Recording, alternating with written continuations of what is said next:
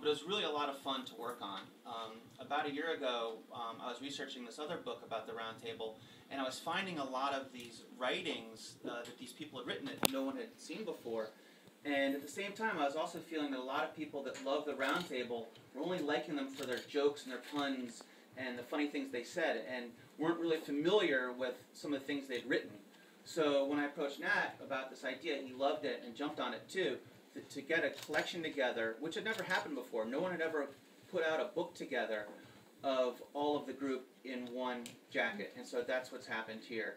And it was really a lot of fun to do. I mean, really, to read over 100 pieces to consider for this this collection was just a blast.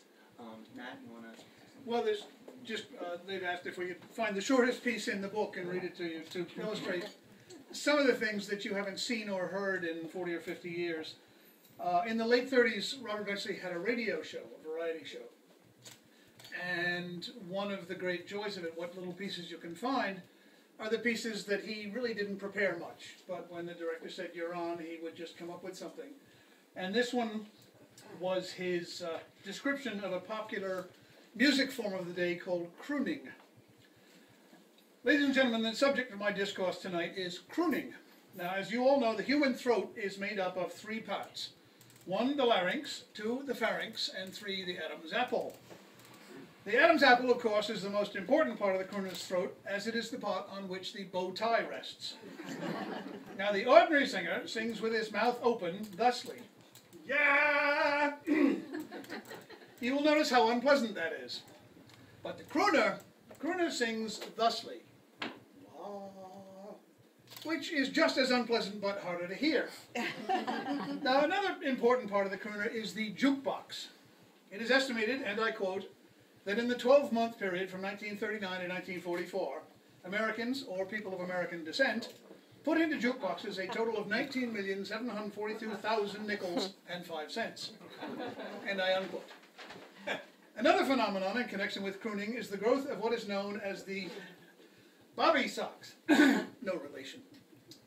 In line with this, the noted psychologist at the Psychology Institute, Psychology, Pennsylvania, the head of the outpatient department, Dr. Eric Hoffenstummer, said, quote, "It could happen to you," unquote.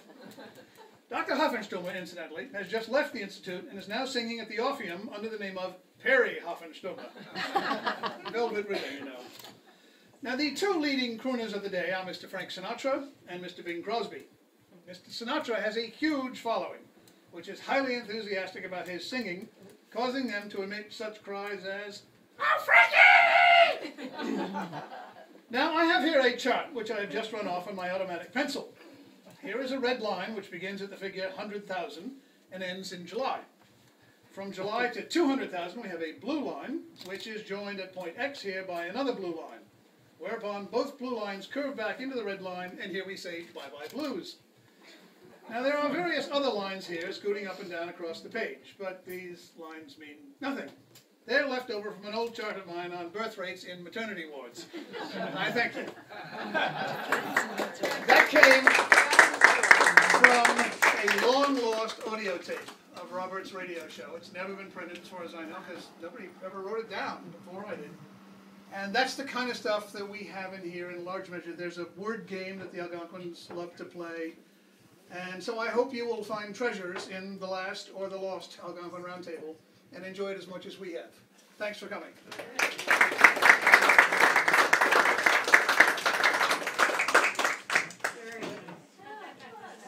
Thank you. Thanks, everybody. Thank you very much for coming. Really appreciate it.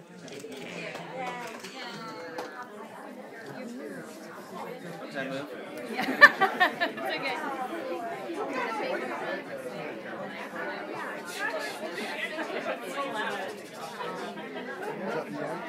It's okay. I think so. Thanks.